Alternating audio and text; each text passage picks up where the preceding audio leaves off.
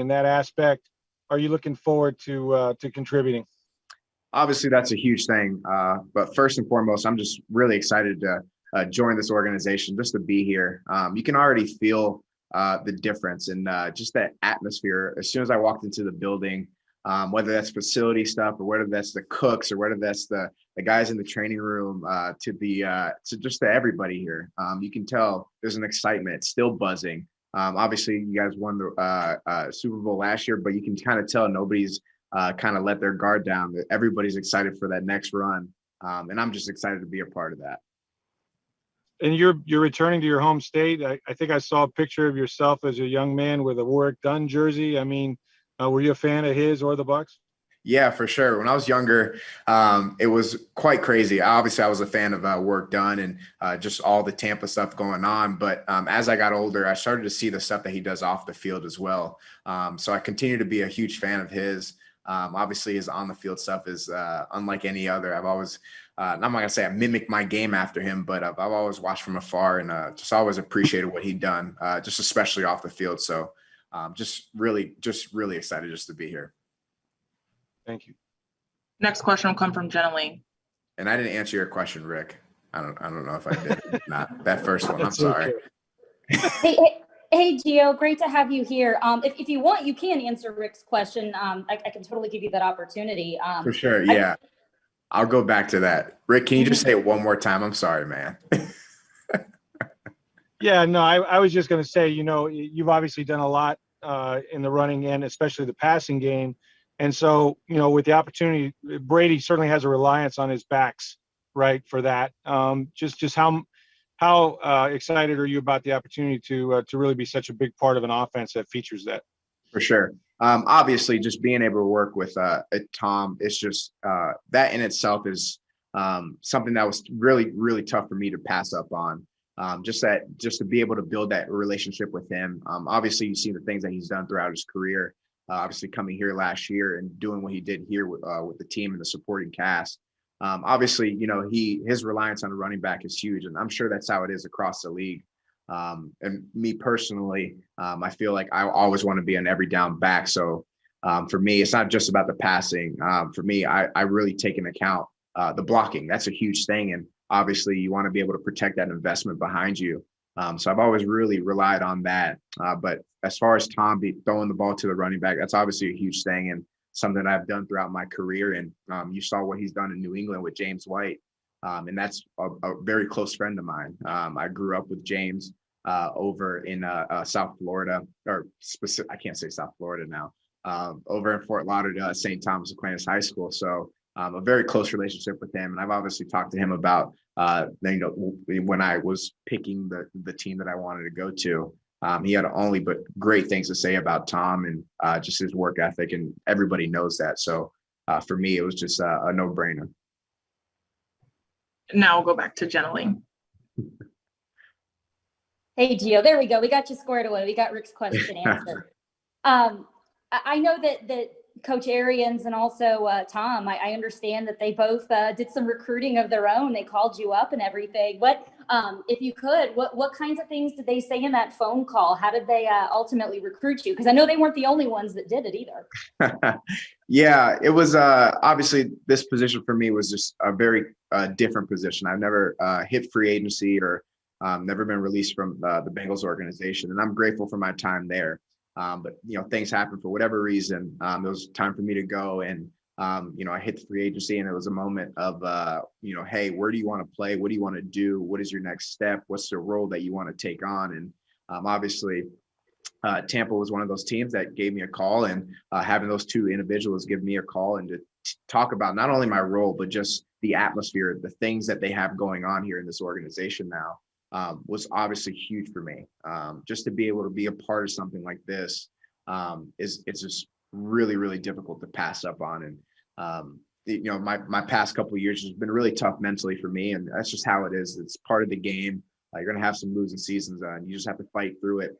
But for me, I needed that. I needed to feel that again to come back and to just win some ball games. And I felt like my best chances were here. Obviously, I wanted to, bring whatever, tools that I have to this team and just really help and be able to win another one. I've never gotten that chance to be able to do that. So I might as well just, attach myself to the guys that have already won it and just to follow their footsteps. How hard was it for you being let go in Cincinnati after putting your heart and soul into that organization for 8 years? And not just that, but they did it late in the process. So it makes it kind of difficult to latch on to another team. It can be hard for a lot of guys when that happens. Yeah, it is what it is. I don't like to go too much into that, but I'm thankful for my time. And it's something where I was a young kid just coming out of college, and obviously they drafted me, and I've been there ever since. And just thankful, for the Brown organization, or for the Brown family and the entire organization, everybody in that locker room, the guys that have been there, that have gone. I was just thankful for my time, but things happen for whatever reason. It is what it is. Has no hard feelings, no nothing. Only just a heavy heart, and just thankful for my time there. But ultimately, I'm just really excited to be here. A new chapter for me and my family. Obviously, playing close, or as close to home as I could. And having my dad be able to come up to some games now. He was not a big getting on a flight kind of guy. So him being able to drive over here will be huge for me, and just be able to see him at some more games would be nice. Thanks so much. Thank you. Next, we'll go to Scott Reynolds. Hey, Gio, welcome to Tampa. Hey, man.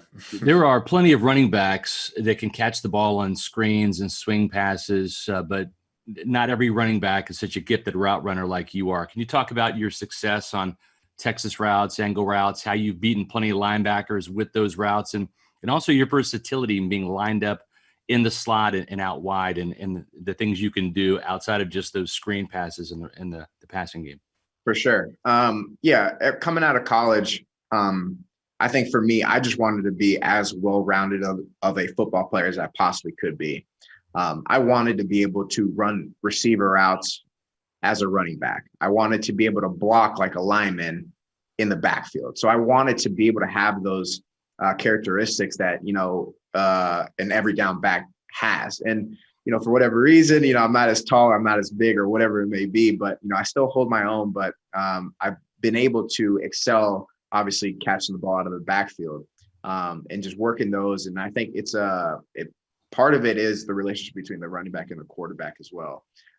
Understanding, hey, this is what I see, this is what you see, let's get on the same page. So that's obviously a big thing. And for a lot of the years in Cincy, I had Andy, and we were able to build that relationship. So for me now, it's just, as much as I can, have that relationship or try to build that relationship with Tom, and just obviously watch the film and just kind of see what he sees, and just ask little questions like that. So for me, I just want to be able to be a tool for him and this organization to win another ring. Gio, you're a Tar Heels alum, and with North Carolina having two talented running backs in this year's draft class with Javonte Williams and Michael Carter, not sure how much you follow the Tar Heels still, but what are your thoughts on those running backs if you've watched them? And do you see a little bit of a younger Giovani Bernard and perhaps a Michael Carter? For sure. Yeah, I mean, both those guys are great.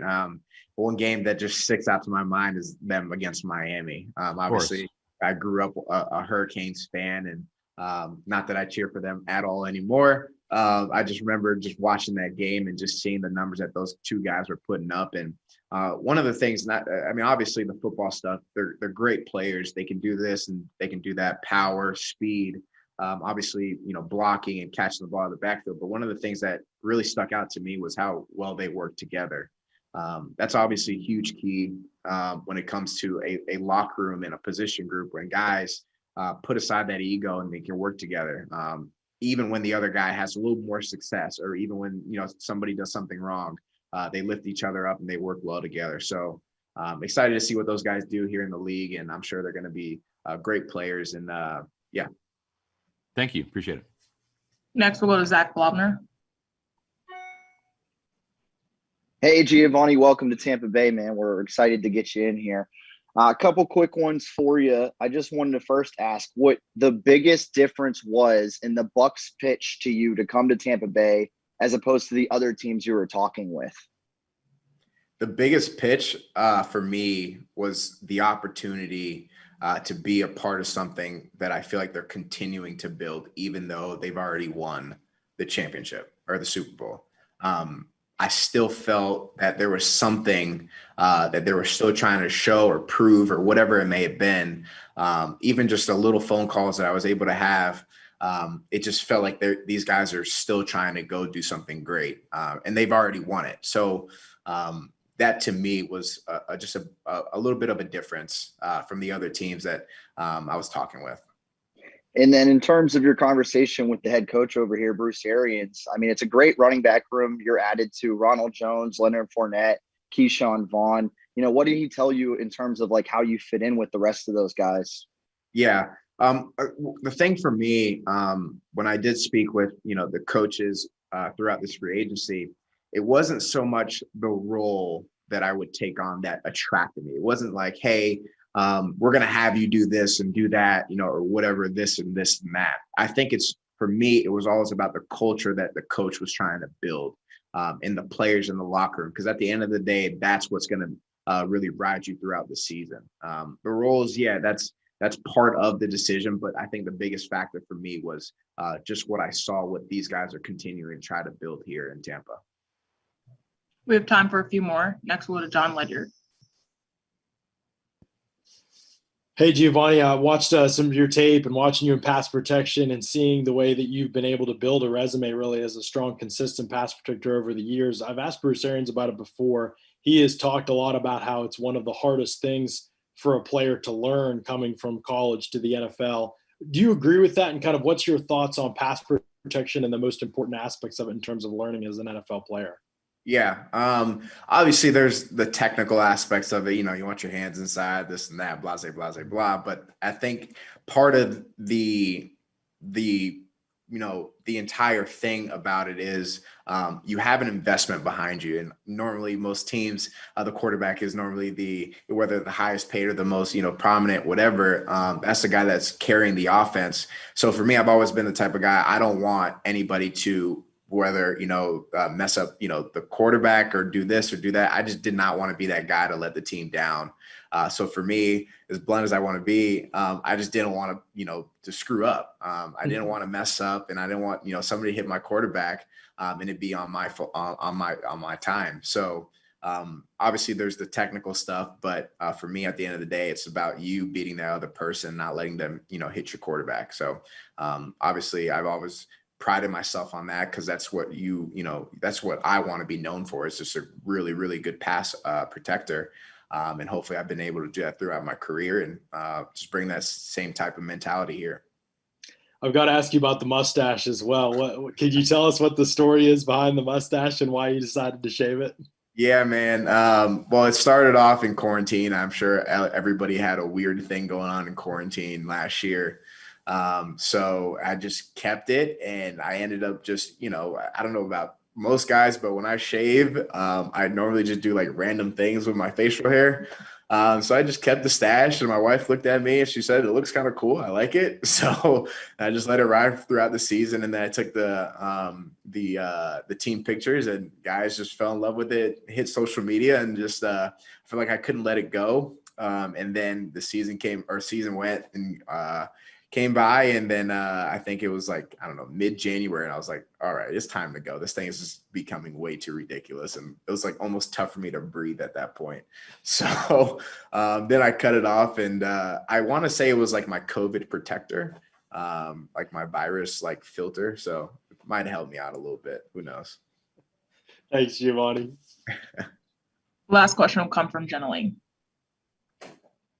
Hey, Gio.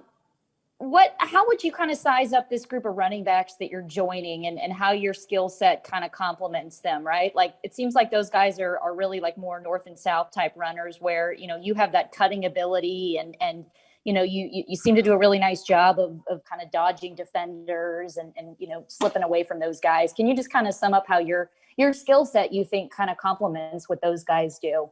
Yeah, well, first, I think all those guys in that room are tremendous players. And I don't necessarily think that, they have that mentality of, yeah, we're north and south, style. But I think those guys can do a really good job in the pass blocking as well as catching. But for me to be able to join that group, it's not about, hey, I want to take, these roles away from these guys. It's more so I just want to fill in where I can help, whatever that may be. I would just want to be that guy that they can count on.